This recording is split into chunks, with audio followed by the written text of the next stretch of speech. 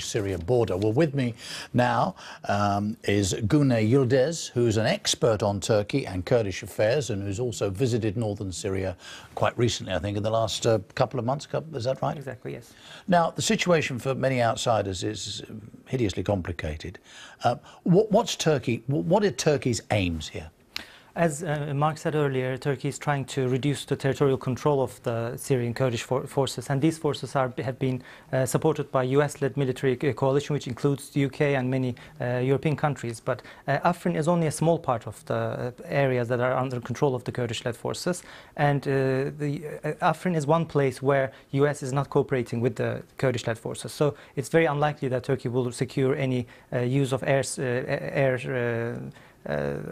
strikes to attack other parts of northern Syria. In this part, it doesn't make huge sense diplomatically, because Turkey cannot secure full diplomatic support for a ground operation. It doesn't make much sense militarily, because it's a hugely risky operation against a high morale, very disciplined and effective fighting machine. It makes some sense for President Erdogan for domestic politics, because he's allied with far-right forces, far-right groups inside Turkey, and he's worried about further challenge to him arising from within his own party in 2019 presidential election. So this might end up strengthening President Erdogan's position inside Turkey, but it is hugely risky militarily, because we've seen Turkey not securing a huge success in other battles inside Syria against ISIS, even a demoralized ISIS.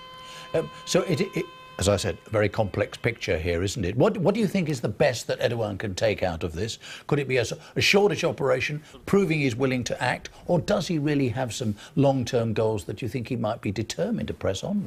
It depends on how he sees it, actually. I mean, if he's after a full eradication of the YPG force in let's say in Afrin, this region, which is a huge, predominantly Kurdish area.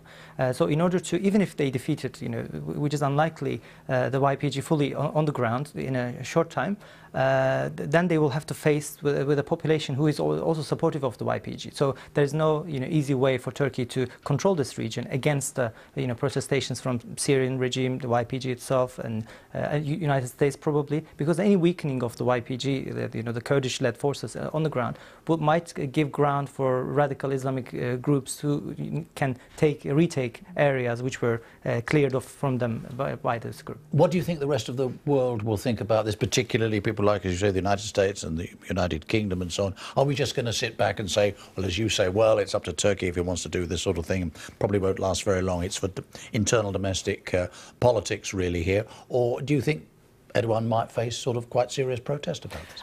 It depends on also the public reaction to it. If we see like a huge public reaction to this attack in Europe, as we've seen, for example, ISIS attack on the northern Syrian city Kobani, for example, a couple of years ago, which there were demonstrations all across Europe and all across the world, actually. Yeah. Otherwise, I don't expect, the United States on Friday, a US State Department official said this will not help stabilizing the region.